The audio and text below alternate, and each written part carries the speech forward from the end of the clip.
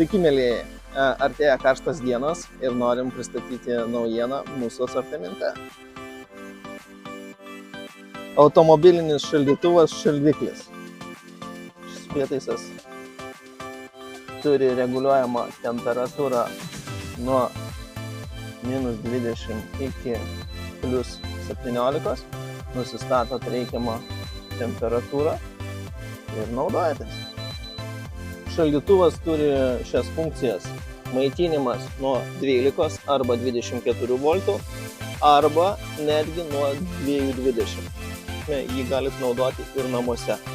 Taip pat papildoma funkcija yra tai, kad jisai atsidaro iš abiejų pusių, o reikalui esant šaldytuvo dangtį galima naudoti kaip padėkliuką.